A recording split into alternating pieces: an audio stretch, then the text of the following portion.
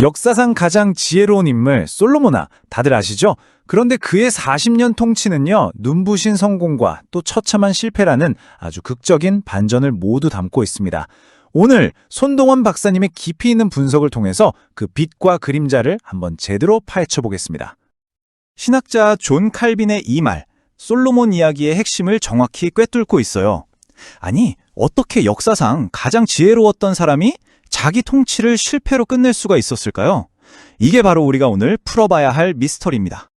자, 이 미스터리를 풀기 위해서 우리는 명확한 로드맵을 따라가 볼 겁니다. 먼저 솔로몬의 역사를 좀 살펴보고 그 영광의 기초와 부패의 씨앗은 뭐였는지, 그리고 그의 필연적인 몰락과 그 이야기가 오늘 우리에게 남기는 교훈까지 차근차근 짚어보겠습니다.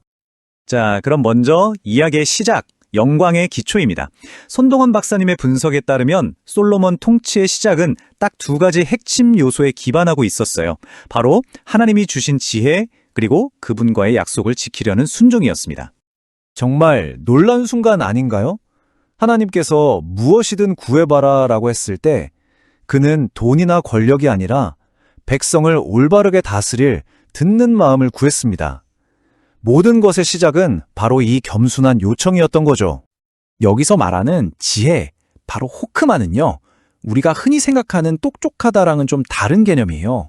이건 옳고 그름을 분별하고 현실적인 문제들을 해결하는 아주 실천적인 능력이었습니다. 왕에게는 정말 가장 필요한 덕목이었고 하나님이 주신 선물이자 권력의 진짜 원천이었죠.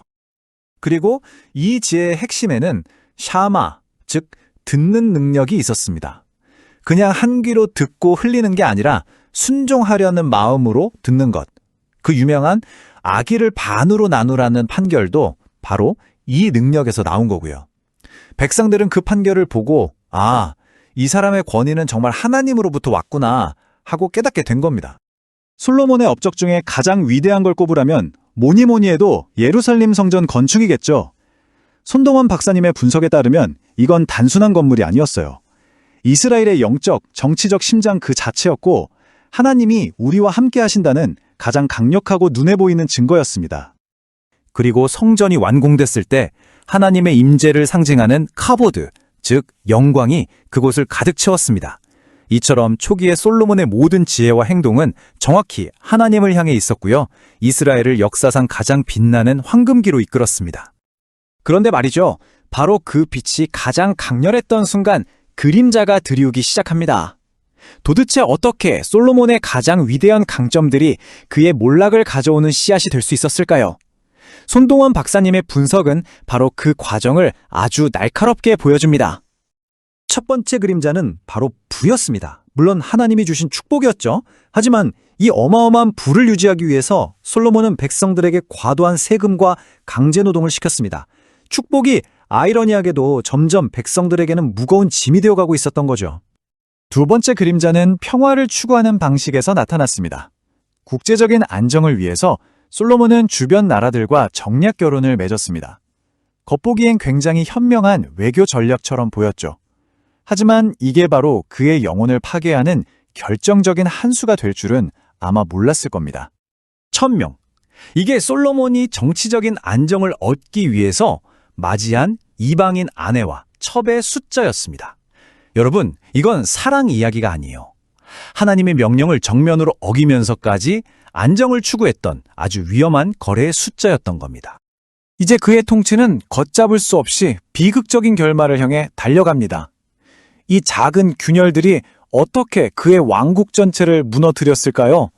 손동원 박사님의 분석이 그 마지막 단계를 보여줍니다.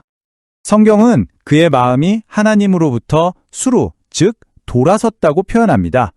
여기서 중요한 건 이게 그냥 서서히 마음이 식었다? 이런 느낌이 아니라는 거예요. 이건 실수나 무지가 아니었습니다. 하나님께 2번이나 직접 경고를 받고도 그는 의도적으로 불순종의 길을 선택한 겁니다.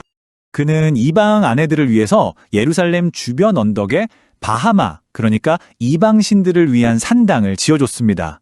이건 국가가 공식적으로 우상숭배를 인정한 셈이었어요. 하나님을 위해 지은 성전 바로 격해서 다른 신을 섬기는 이 행위는 그의 왕국의 영적 기초가 완전히 무너졌다는 걸 보여주는 아주 상징적인 사건이었죠. 헛되고 헛되며 헛되니 모든 것이 헛되도다.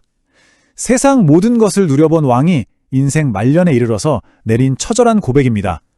하나님 없는 지혜, 부, 권력은 결국 아무것도 남기지 못한다는 걸 그는 너무 늦게 깨달았던 거죠. 자, 그렇다면 이 비극적인 이야기에서 우리가 얻어야 할 영원한 교훈은 뭘까요? 손동원 박사님의 분석을 통해서 이 고대의 이야기가 오늘 우리에게 왜 중요한지 마지막으로 짚어보겠습니다. 손동원 박사님의 결론은 이렇습니다. 솔로몬의 지혜, 즉 호크만은 위대했지만 불완전했고 결국 분열과 공허함, 바니타스라는 씁쓸한 결말을 낳았다는 거죠. 하지만 역설적이게도 그의 실패가 우리에게 더 완전한 지혜, 소피아가 필요하다는 걸 보여주고요. 궁극적으로는 더 위대한 왕, 즉 그리스도를 가리키는 신적인 목적, 텔로스를 드러낸다는 겁니다. 신학자 J.I. 패커의 지적은 정말 뼈아픕니다. 솔로몬은 지식이 부족해서 실패한 게 아니었어요. 겸손하게 신앙 안에서 버티고 인내하기를 멈췄기 때문에 실패한 겁니다. 그래서 손동원 박사님의 분석은 우리에게 3가지 강력한 원칙을 남겨줍니다. 첫째, 가장 큰 성공의 순간에 영적으로 경계하십시오. 솔로몬은 바로 그때 넘어졌습니다. 둘째, 참된 신앙은 정의의 실천으로 나타나야 합니다. 그의 부는 백성을 착취한 대가였죠. 그리고 마지막으로 세상의 이익을 위해 핵심 가치를 타협하지 마십시오. 그의 정략 결혼이 모든 것을 무너뜨렸습니다. 그래서 이 마지막 질문은 결국 우리 각자에게 돌아옵니다. 내 인생의 가장 높은 곳에서 내가 의지하는 지혜의 진짜 원천은 과연 무엇입니까? 솔로몬의 이야기가 그냥 옛날 이야기가 아니라 오늘을 사는 우리에게 던지는 날카로운 거울인 이유가 바로 여기에 있습니다.